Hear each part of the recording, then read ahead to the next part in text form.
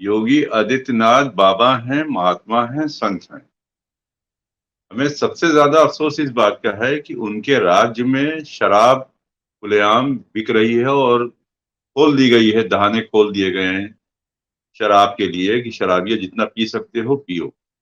जबकि हकीकत यह है कि किसी भी धर्म में शराब के लिए ममानियत की गई है, खासतौर से चाहे हिंदू धर्म हो, चाहे मुसलमान हो, चाहे जिसमें भी हो। लेकिन आपसे बता दें, शराब मुसलमान पीने वाला भी बहुत है। और आलम यह है कि शराब की दुकानों पे लाइन लग लग करके बिक रही है।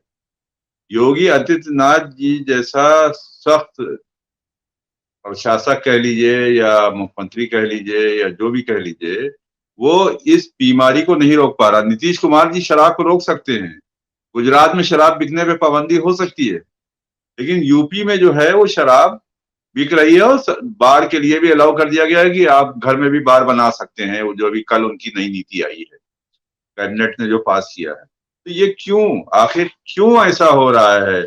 शराब सारी क्राइम की जड़ है शराब, लेकिन उसके बाद भी योगी सरकार शराब को बढ़ावा दे रही है और शराब को सस्ता कर रही है कि उससे आमदनी, क्या आमदनी होगी भाई?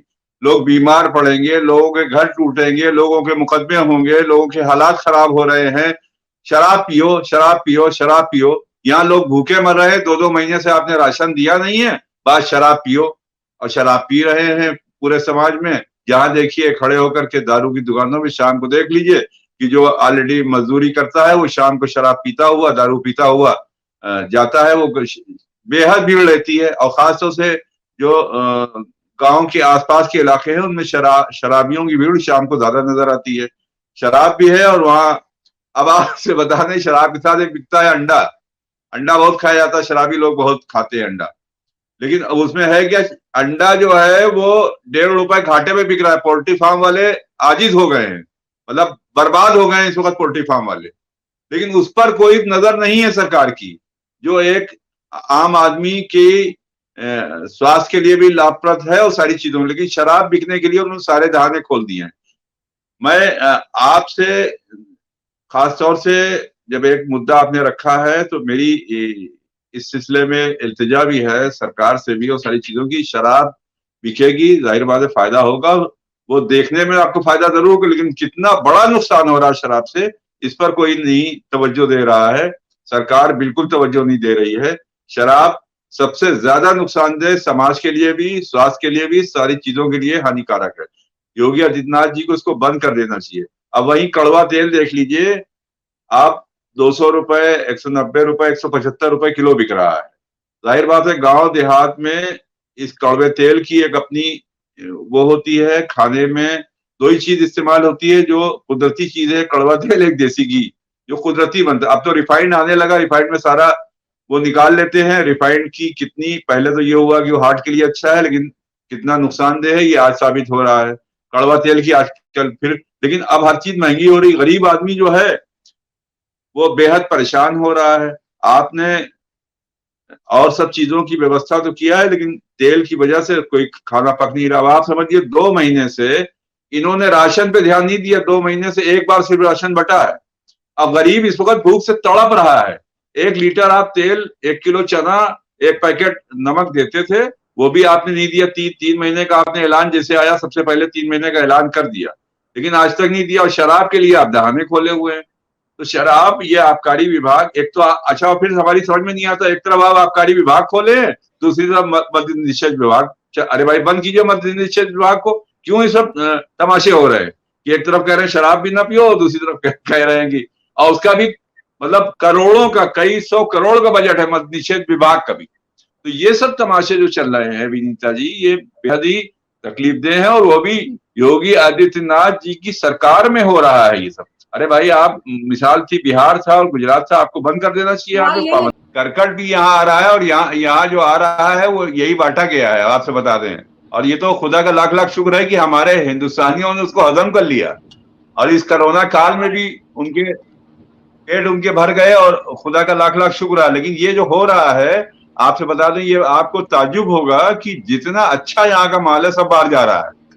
और हमारे गोदाम जो एफसीआई के गोदाम थे उसमें इतना गेहूं था कि 5 साल तक हमें कोई दिक्कत नहीं थी। लेकिन आज की तारीख में जितना उसका भीगा हुआ गेहूं था और जितनी और सब चीजें थी सब बढ़ गई हैं। मतलब ये आप समझ लीजिए कि जो बांटा गया है इसके पीछे भी बहुत सी टेक्निकल चीजें थी और ये आने वाले दिनों में ये बहुत बड़ा खुलासा हम आप सब लोग करेंगे भी। एक चीज, दूसरी चीज हमें ये बतानी थी कि हाँ, दूसरी चीज हमें आपसे ये बतानी थी कि आज तक जितनी भी फैक्ट्रियां शराब की हैं वो बर्बाद हुई हैं और बंद हुई हैं।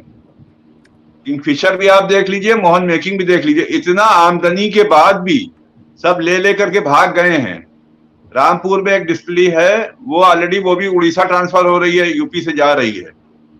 बाराबंकी में एक शराब की फैक्ट्री खुल रही है, लेकिन उसके बगल में ब्रिटानिया बिस्कुट फैक्ट्री खुल रही है, उसका काम तेजी से हो रहा है लेकिन उसका काम बड़ा स्लो हो रहा है। तो ये जितनी भी चीजें हैं, जैसे अभी अनिल सर ने कहा कि वहां पे शराब जो है वो सिलेंडर में और सारी चीजों में होती है, तो अनिल सर सबसे बड़ी बात यह है कि जो जब इलेक्शन आते हैं और उसके बाद जो भट्टियां पुलिस वाले पकड़ते हैं तो उससे अंदाजा होता है कि नंबर 2 की शराब कितनी गांवों में बिक रही है, किस बुरी तरीके से बिक रही है। अब उस वक्त जो है वो कई कई भट्टियां पकड़ी जाती है, या जब लोग मरते हैं तब अंदाजा होता है कि 30 मर गए, 40 मर गए, 50 मर गए जहरीली शराब से। तब ये सब चीजों का अंदाजा होता है कि कितना अंदर अंदर कितना खेल चल रहा है। और हकीकत में जितना रेवेन्यू मिलना चाहिए उसके बाद ये अंदर अंदर जो खेल होता है मिलीभगत से, जो कर्मचारियों के मिलीभगत से, वो जितना बिकती है शराब, जितना दिखाई जाती है उससे कई गुना शराब बाहर नंबर 2 से बिकती है। यही फैक्ट्रियां भी करती हैं, उसके बाद भी सब बर्बाद हो जाते हैं। ये पूरा रिकॉर्ड आप लोग जब देखिए या सारी चीजें देखिए तो सब चीज समझ में आ जाती है। उसके बाद भी शराब के ऊपर सबसे ज्यादा जोर है। आबकारी विभाग में जितना भ्रष्टाचार है उतना कहीं नहीं है। सब शराब बिकवाते हैं, नंबर 2 की शराब बिकवाते हैं।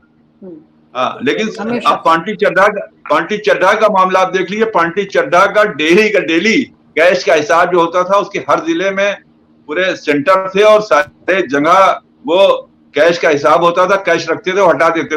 उसके बाद भी उनके यहाँ छापा भी पड़ा, मारे भी गए, सारी चीजें हुई, कोई चीज छुपी नहीं है सारे लोगों से। तो ये और आप हमसे जुड़े रहने के लिए सब्सक्राइब करें YouTube पर, फॉलो करें Twitter पर और लाइक करें Facebook पर। और ज्यादा जानकारी के लिए आपको टाइप करना होगा सिर्फ न्यूज़ नशा।